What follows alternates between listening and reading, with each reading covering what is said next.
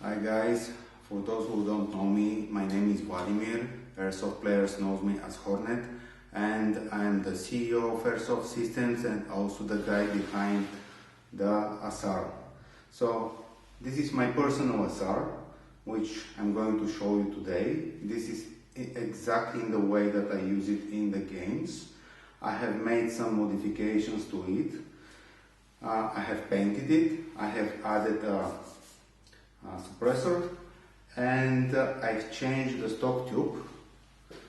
That stock tube is one of the pieces that survived the fire in 2017 that is completely destroyed our Airsoft factory. The first one, people that know about it, 2018 we have to start from zero everything. So this stock tube is one of the survivors that we found under the ruins. So I have it on my gun. Other than that, ASAR inside is 100% stock. Something interesting about it, that it was the test gun in the factory, and we have put through it way over 100,000 BBs. During this test, the only part that showed some kind of wear was the O-ring inside the nozzle. That's 100,000 shots. Everything inside the same, absolutely everything. So when we started the test, we put M120 spring inside and we measured it at 128 meters per second. And after 100,000 shots, we measured it again. It was 122 meters per second. It had lost 6 meters per second out of 128 for 100,000 shots. Then I opened the cylinder group, I checked everything inside, really no signs of wear. The only thing that we found out that was the nozzle was moving freely, and when we inspected the nozzle, we saw that the O-ring inside the nozzle was pushed very much inside the channel. So we changed the nozzle and we cloned the gun again, and it showed its original 128 meters per second. So still I use this ASAR in the games, still 100% stock inside with all those internal parts that are over 100,000 shots. So now I'm going to remove this. So I'll explain the ASAR from the tip to the back, first from outside, then inside. I'll remove this now. So the handguard is our own production, the receiver, upper, lower, our own production, the cylinder shells, gearbox shells, our own production, the pistol grip, where it sits the motor. It is the slimmest one ever put on an EAG. It holds a standard EAG motor, which I'll show you on a later videos, but it has absolutely standard EAG motors, and that size here, it is almost the same like on the real steel. It is very, very slim. Also, charging handle is not like the standard EAGs where you move it that much to open the hop-up port. On the ASAR, you move it all the way.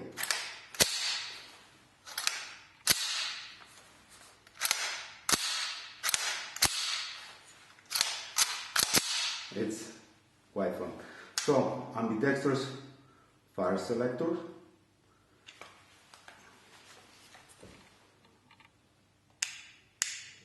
So it is 45, 90 degrees fire selector, which is it is very easy and fast to switch.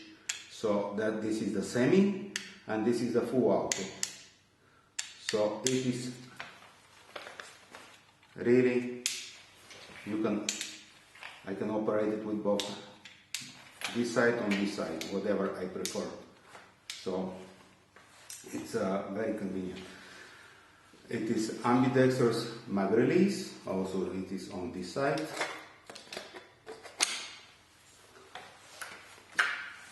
And it has a functional bolt catch, which I'll show you later. And the stock is also our own design. It comes out from our own molds. It is with very easy battery access. It can hold all LiPo, LiFe and Li-ion batteries that are available at the moment. Stick type, Nunchaku type, any type fits easily here.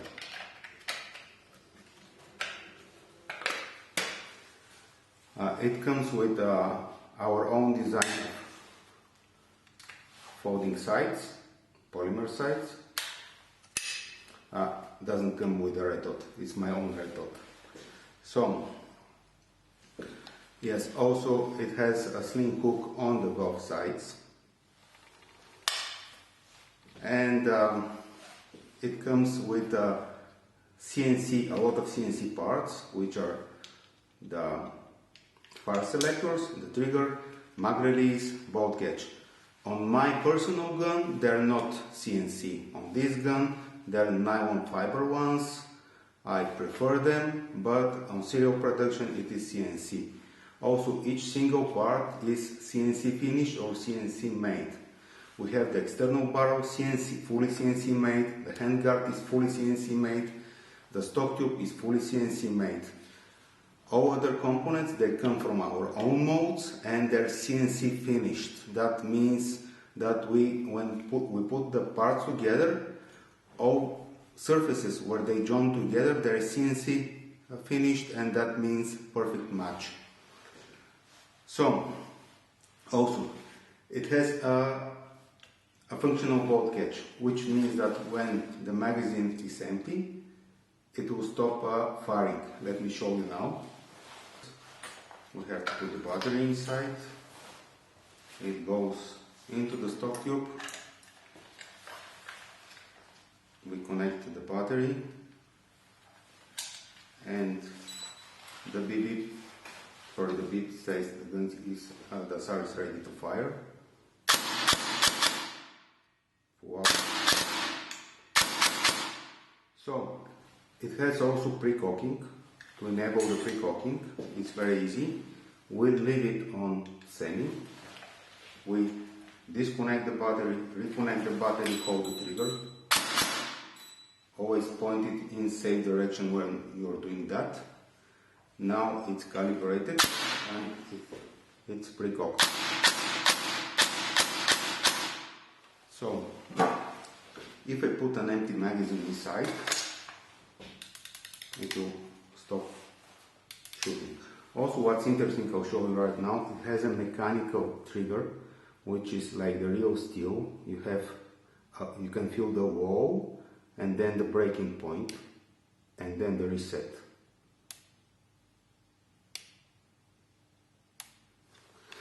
So now, let's say I remove the magazine. It's like I have a magazine with BBs. It will not shoot again.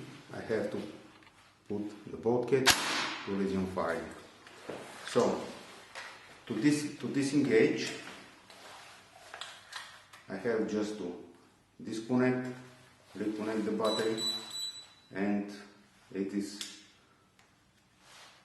pre-cocking is off.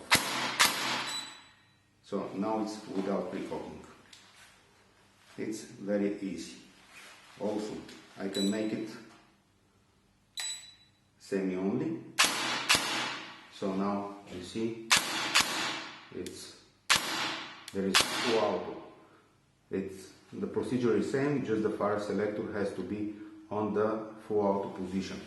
Now to engage full auto, I'll disconnect, reconnect, hold the trigger while it is on full auto. So to take down the ASAR, and for example I want to change the power of the spring, it's very easy. Just to grab my tool, I use just something. I have to push that pin. On new guns it's quite stiff. When you open it several times, it gets more easy. The pin stays here, and then I tap it. So now I have access to the quick spring change.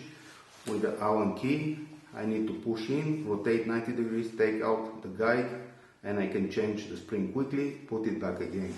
So also, if I want, for example, take out my barrel to clean it, it's very easy. I pull a little bit the charging handle, then I grab the cylinder from the bottom and I take it out.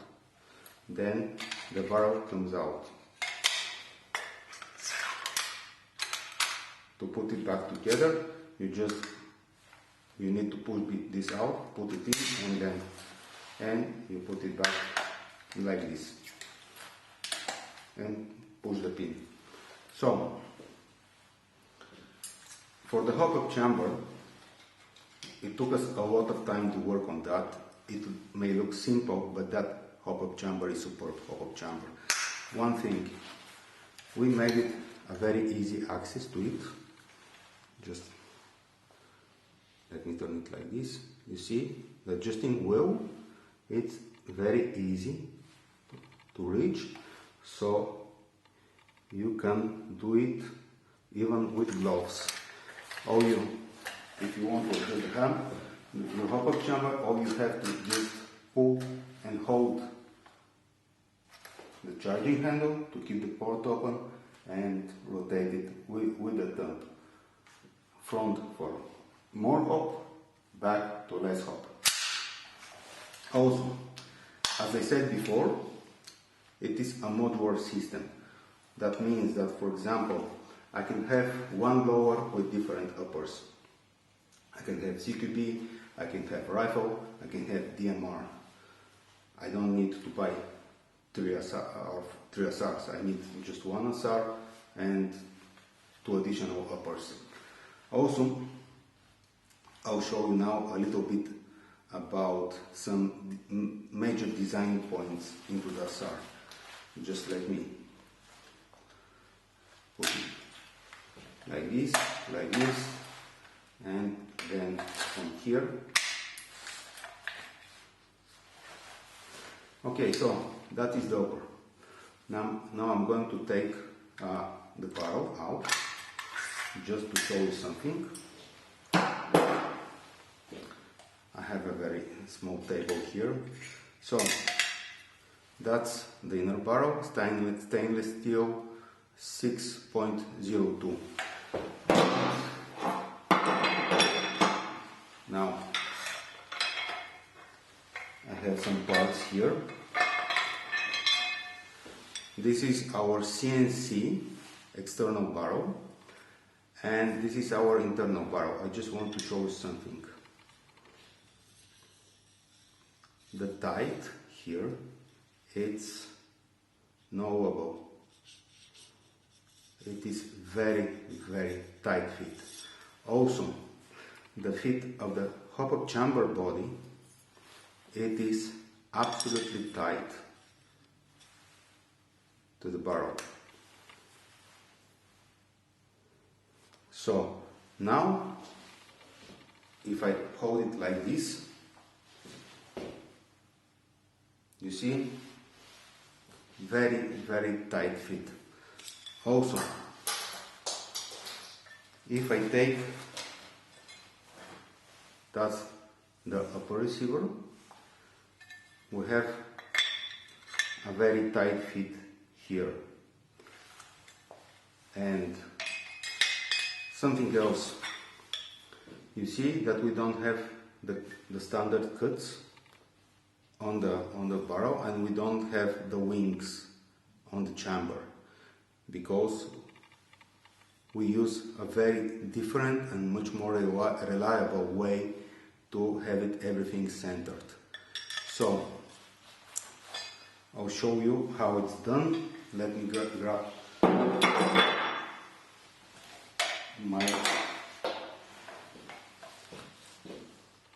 my receiver. This is the spring. We don't have the spring here on the top, it is around the barrel. Now I'm going to put it inside, and look here. I'll put it like this. You see, there is a cut, and when it goes inside the cut, it is absolutely, it cannot move left and right. So now on the cylinder, very important part is these two things. Here you see that sticking in the front part. What they are doing, actually, when I put it into the receiver, they are touching the receiver. That means when the piston hits, all the energy is transferred to the receiver. So it is absolutely impossible to have cracks in the shells. So now, hop-up chamber, it is absolutely locked in place. It cannot move anywhere. Also, the way the upper is designed, we have everything absolutely in one axis. From the tip of the barrel through the hop-up chamber, the nozzle and the piston cylinder group, everything is absolutely perfectly aligned. When we put a borescope camera inside and we watch through it, the nozzle is absolutely centered. That is what guarantees us perfect consistency and perfect accuracy. And it is designed in a way that you cannot mess it up.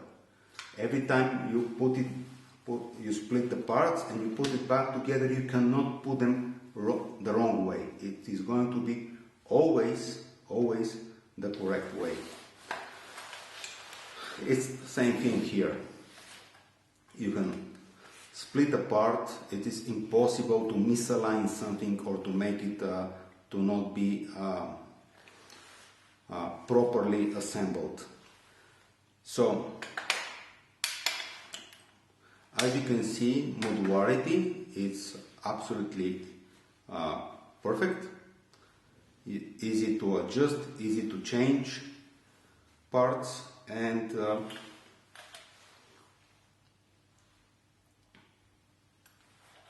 what else? I think that's all. There is not so much to say, except it is the perfect airsoft gun I have ever touched. No, really, it's not because I made it. Yes, it was very hard work to do it. But on the field, every time I play with it, guys, I really feel proud of myself from what I have achieved here. I hope all of you have the chance also to have it in your hands. Okay, now because of the camera I'm doing this slowly, but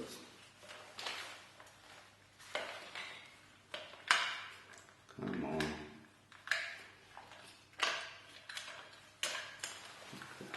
Just needed to put the wires in the correct place. Okay, there is plenty of space here for the wires, so